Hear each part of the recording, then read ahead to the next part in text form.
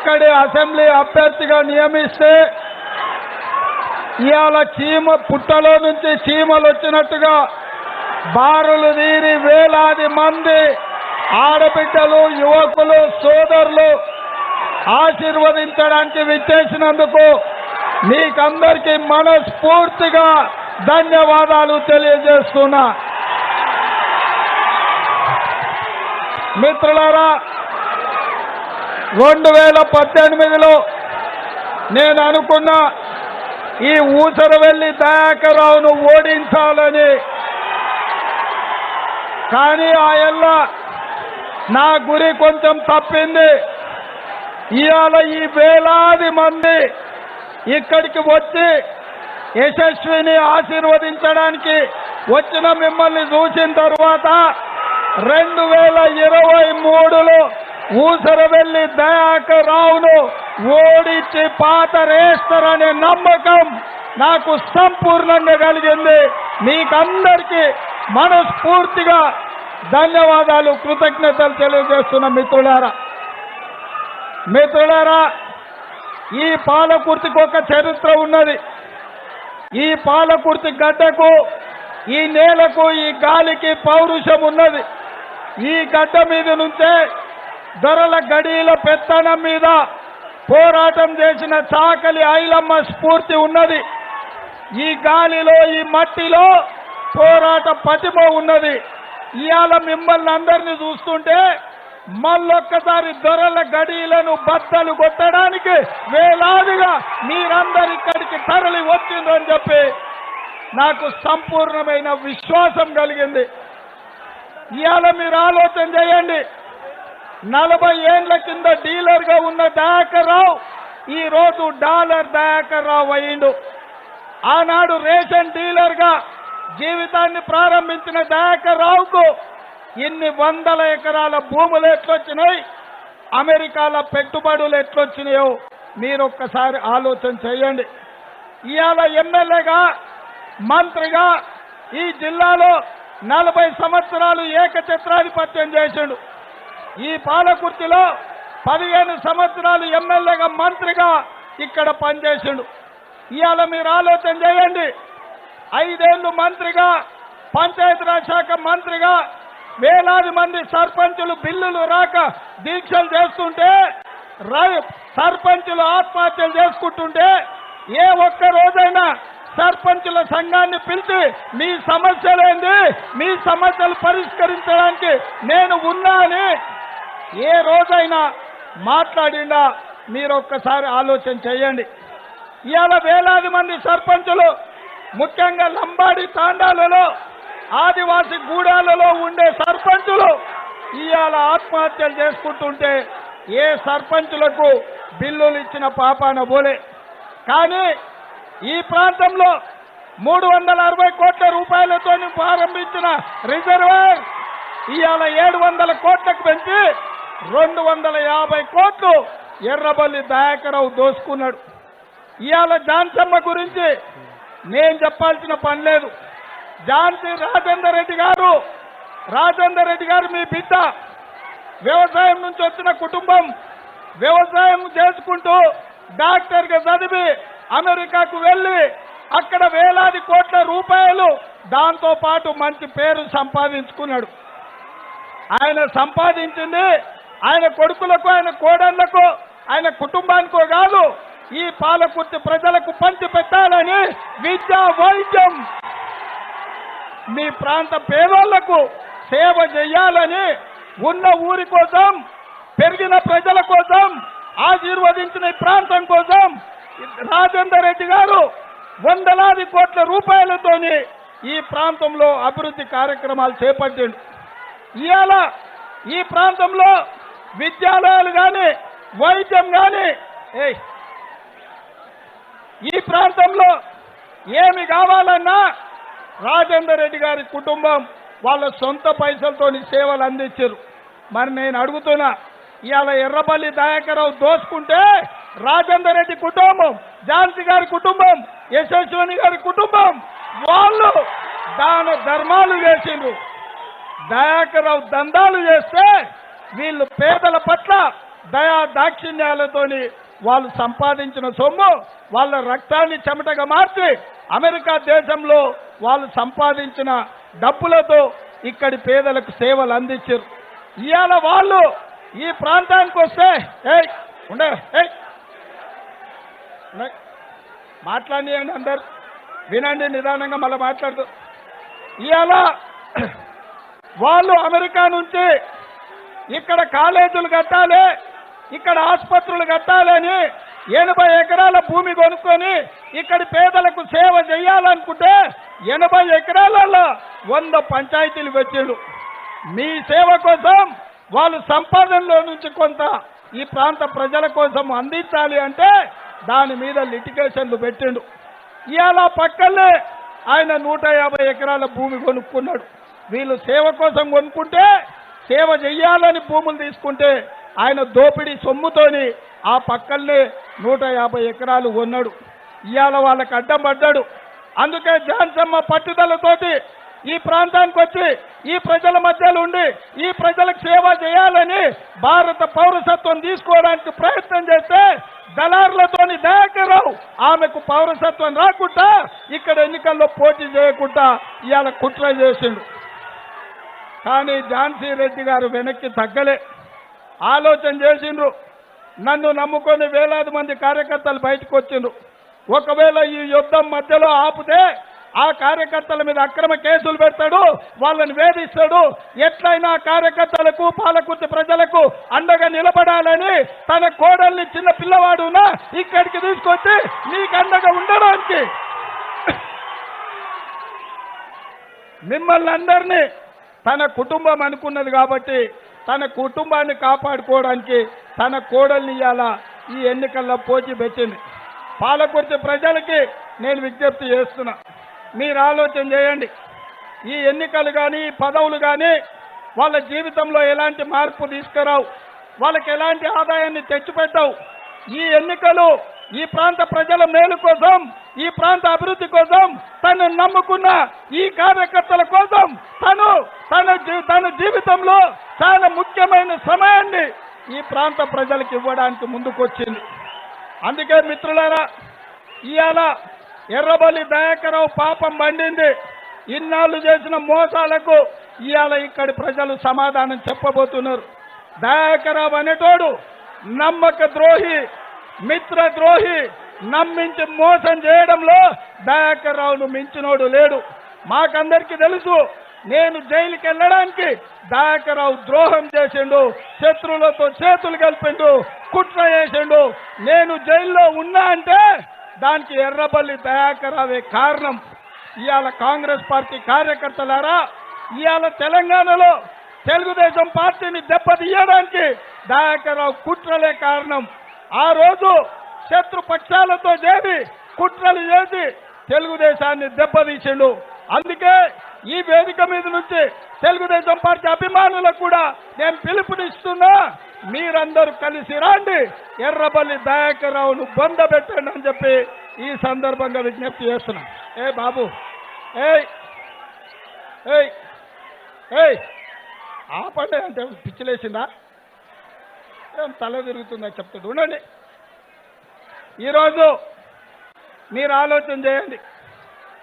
ఈ ప్రాంతానికి పట్టిన శని ఎర్రబల్లి దయాకర్రావు.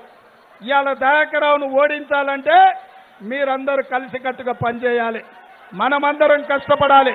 నేను ఇవాళ ఇక్కడికి వచ్చిన కార్యకర్తలకు నేను మాట ఇస్తున్నా, మీ మీద కేసు పెట్టినా, మిమ్మల్ని ఇబ్బంది పెట్టినా, మిమ్మల్ని సతాయించాలనుకుంటే నేనుంటా మీకు అండగా, మీకోసం కూతబెట్టి దూరంలో ఉంటా. ఎవరు భయపడాల్సిన పని లేదు, ఎవరు ఎదరాల్సిన పని లేదు, ఎవరు బెదరాల్సిన పని లేదు. డిసెంబర్ 9 తారీఖు నాడు కాంగ్రెస్ ప్రభుత్వం వస్తుంది. కార్యకర్తల మీద పెట్టిన అక్రమ కేసులన్నిటినీ, కాంగ్రెస్ పార్టీ కార్యకర్తల మీద పెట్టిన అక్రమ కేసులన్నిటినీ డిసెంబర్ 9 నాడే ఒక్క కలం పోటుతోని తొలగించే బాధ్యత కాంగ్రెస్ పార్టీ తీసుకుంటుంది.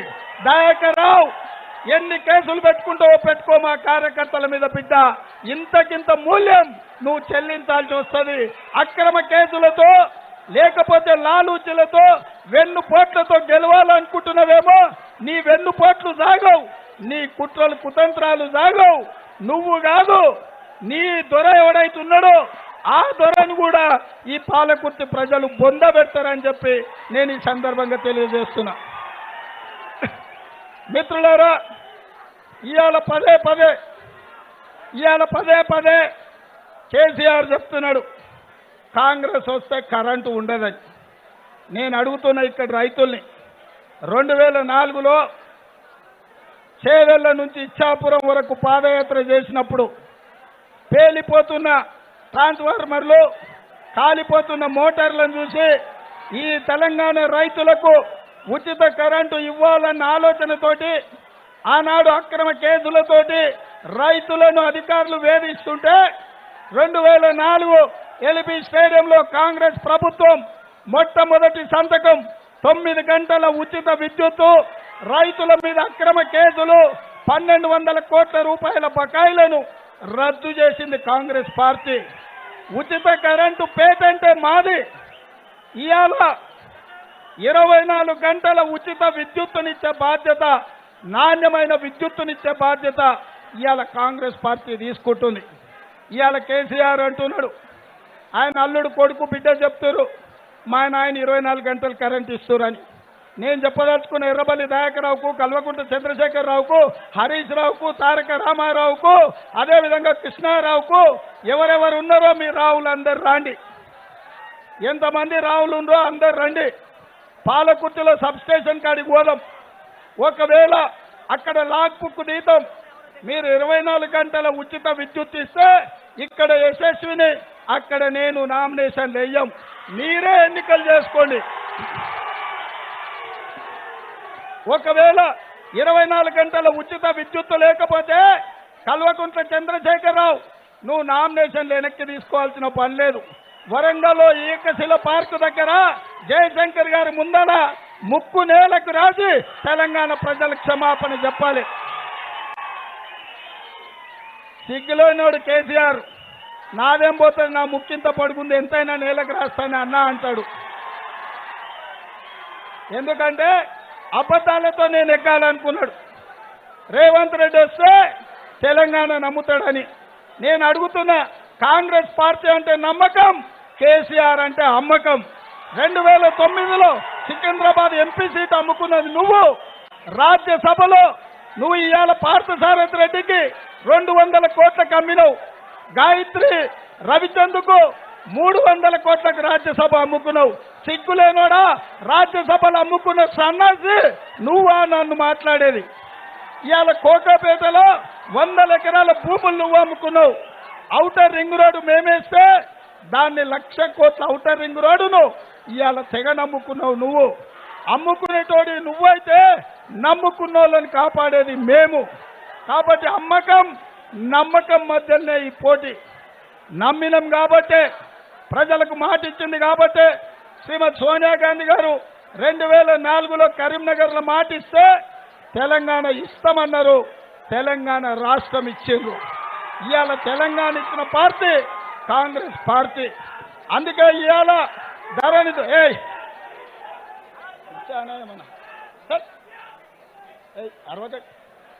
ఇవాళ మీరు ఒక్కటే ఆలోచన చేయండి, ఈ తెలంగాణకు ఎవరు ఉండాలి? తెలంగాణ రాష్ట్రం ఇచ్చిన కాంగ్రెస్ పార్టీ ఉండాలనా? 10 ఏళ్ళు తెలంగాణను దోచుకున్న బీఆర్ఎస్ పార్టీ ఉండాలనా? ఇవాళ కేసీఆర్ తెలంగాణ నెంబర్ 1 అంటుండు. ఏడ నెంబర్ 1 అయిందా? తాగుబోతులలో నెంబర్ 1 అయింది. కేసీఆర్ వచ్చినాక 3,000 వైన్ షాపులు, 1,800 బార్ షాపులు, 62,000 బెల్ట్ షాపులు తెరిచారు. ఇవాళ ఏ ఊర్లో పోయినా మంచినీళ్ళ సీస దొరకలేదు, మందు సీస మాత్రం పక్కింట్లోనే బెల్ట్ షాప్ ఉంటుంది.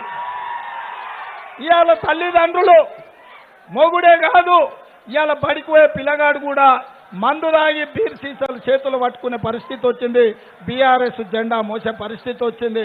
ఇవాళ మా పిల్లల్ని తాగుబోతులు తయారు చేసిందని చెప్పి ఆ తల్లిదండ్రులు ఇవాళ బాధపడుతున్నారు. అందుకే మా అక్కలకు, మా పెద్దమ్మలకు నేను ఒక్క మాట చెప్పదలుచుకున్నా, ఈ తాగుబోతుల దరిద్రం పోవాలి, బెల్ట్ షాపులు బంద్ కావాలి, ఇవాళ మన కుటుంబాలు బాగుపడాలి అంటే కాంగ్రెస్ పార్టీ గెలవాలి. కాంగ్రెస్ పార్టీ గెలిచి నిలబడ్డప్పుడే ఇవాళ పేదలకు మేలు జరుగుతుంది. అందుకే ఈరోజు ఈ వరంగల్ జిల్లాలో నీళ్లు బారుతున్నాయంటే శ్రీరామ్ సాగర్ ఫేజ్ 2 ఈ పాలకుర్తిలో వచ్చిన నీళ్లు అది కాంగ్రెస్ పార్టీ తీసుకొచ్చింది. ఇవాళ నియామకాలు కాంగ్రెస్ పార్టీ చేపట్టింది. అందుకే మిత్రులారా, ఆలోచన చేసి మంచి నిర్ణయం తీసుకోండి. ఇంతకంటే మంచి అవకాశం దొరకదు. ఇవాళ రాజేందర్ రెడ్డి కుటుంబం వేలాది కోట్ల రూపాయలు అమెరికాలో కష్టపడ్డ పైసలు, వాళ్ళ చెమటొచ్చిన పైసలు ఇవాళ ఈ ప్రాంతానికి తీసుకొచ్చి పెట్టి మీ ప్రాంత అభివృద్ధి కోసం పాటుపడుతున్నారు. ఇవాళ మీకు అండగా నిలబడడానికి వాళ్ళు అమెరికా నుంచి ఇక్కడ వచ్చారు. కానీ అదే దయాకరావు ఇక్కడ మిమ్మల్ని పీల్చి పిప్పి చేసి మీ సొమ్ము దొంగిలించి మీ భూములు కొల్లగొట్టి మీ ఇసుక దోపిడీ చేసి ఈ పైసలను డాలర్ల రూపంలో అమెరికాలో పెట్టుబడులు పెడుతున్నారు. నేను అడగదలుచుకున్నా, అమెరికాలో వాళ్ళు సంపాదించిన లక్షలాది డాలర్లు ఖర్చు పెట్టే ఝాన్సీ రెడ్డి యశస్విని కావాలా, లేకపోతే మీ ఆస్తులు కొల్లగొట్టి లక్షలాది డాలర్లు అమెరికాలో పెట్టుకునే డాలర్ దయాకర్రావు కావాలన్నా ఇవాళ ఆలోచన చేయండి. అందుకే మిత్రులారా, కాంగ్రెస్ పార్టీ అధికారంలోకి వస్తుంది. వచ్చిన డిసెంబర్ 9 నాడే ప్రమాణ స్వీకారం ఉంది. మీరందరూ కూడా ఇదే ఉత్సాహంతో ఇప్పటి దగ్గర ఇక్కడ ఉత్సాహంగా ఉరకలేసిన మా యువకులను డిసెంబర్ 9 నాడు ఎల్బీ స్టేడియంలోకి రాండి. ఆయల్లా అక్కడ ఈ ఉత్సాహాన్ని చూపియండి.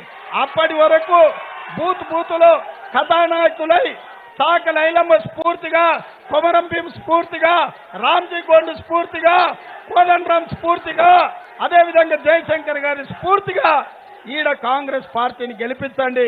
కాంగ్రెస్ పార్టీ వస్తే ప్రజల పాలన వస్తుంది. కె దయాకర్ రావు గెలిస్తే దొరల తెలంగాణ అవుతుంది. అదే ఝాన్సమ్మ యశస్విని రెడ్డి గెలిస్తే ప్రజల తెలంగాణ అవుతుంది. ఈ ఎన్నికల్లో కేసీఆర్ కుటుంబంలో నలుగురికి, తెలంగాణ సమాజంలో 4 కోట్ల మంది మధ్యలో ఈ యుద్ధం జరుగుతుంది. మిత్రులారా, 4 కోట్ల ప్రజల వైపు మీరుంటారా, 4 కేసీఆర్ కుటుంబం వైపు ఉంటారా? ఈ యువకులందరూ కూడా తేల్చుకోవాల్సిందిగా నేను చెప్పదలుచుకున్నా. ఇవాళ మీరు ఒక్కటే ఆలోచన చేయండి. మీ చేతిలో ఉంది పాలకుర్తి భవిష్యత్తు. ఈ పాలకుర్తి అభివృద్ధి చేసుకునేది మీ చేతిలో ఉంది. ఈ 20 రోజులు మీరు కష్టపడితే 5 ఏళ్ళు, ఆ తర్వాత 20 ఏళ్ళు ఈ కుటుంబం మీకు అండగా ఉంటుంది. వాళ్ళు సంపాదించిన పైసలతో మీ పేదలకు సేవలు అందిస్తారు.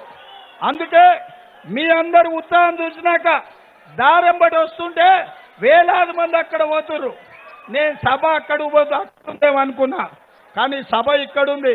ఈ సభ చూసినాక చెరువు నిండి అలిగెళ్ళి ఎట్లా నీళ్లు వారుతాయో ఆ దారం బట్టి మత్తడి వంగినట్టు దారంబడి మొత్తం వేలాది మంది ఉన్నారు. ఇవాళ మిమ్మల్ని చూస్తుంటే నా కడుపు నిండింది. ఇవాళ మీ మీద నాకు నమ్మకం వచ్చింది. నేను ధైర్యంగా యశస్విని, ఝాన్సీ గారిని మీరు గెలుస్తున్నారనే నమ్మకంతో నేను హైదరాబాద్ వెళ్తున్నా. రాహుల్ గాంధీ గారికి చెప్తున్నా, సోనియా గాంధీ గారికి చెప్తున్నా, మల్లికార్జున్ ఖర్గే గారికి చెప్తున్నా, పాలకుర్తి కాంగ్రెస్ గెలుస్తుందని. గెలుస్తుందా? ఆ చివరికి ఉన్నోళ్ళు కూడా చెప్పాలి, చెయ్యొద్ది. అక్కడ ఉన్నోళ్ళు చెప్పాలి, ఇక్కడ రోడ్డు మీద ఉన్నోళ్ళు చెప్పాలి, ఆ పక్కన చివరికి ఉన్నోళ్ళకి చెప్పాలి. పాలకుర్తిలో కాంగ్రెస్ గెలుస్తుంది కదా, గెలుస్తుందన్న వాళ్ళు అందరూ చేయి పైకి ఎత్తండి. రెండో చేయి ఉంటే రెండో చేయి కూడా ఎత్తండి. జై కాంగ్రెస్, జై కాంగ్రెస్. హస్తం గుర్తుకే, హస్తం గుర్తుకే. జై సోనియమ్మ, జై సోనియమ్మ, జై జై సోనియమ్మ.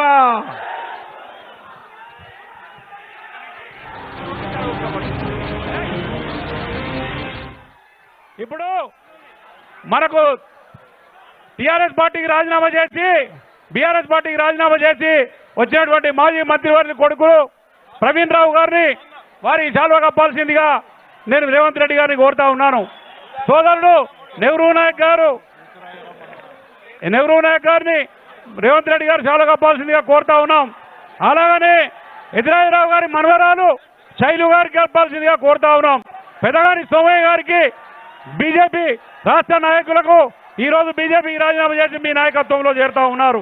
పోలీస్ వెంకన్న గారికి, పరిపాటి రామ్మోహన్ రెడ్డి గారికి, జలగ వెంకన్న గారికి, బొమ్మవైన కుమార్ గారికి, మంద కొమరయ్య సర్పంచ్ గారికి, గూడూరు గారికి, గుగులోత్ బాలు సర్పంచ్ మల్లంపల్లి గారికి, మాచర్ల పుల్లయ్య మాజీ సర్పంచ్ గూడూరు గారికి, బొమ్మరపైన వెంకన్న గారికి, చంద్రబాబు గారికి, పాలకుర్తి సర్పంచ్ల ఫోరం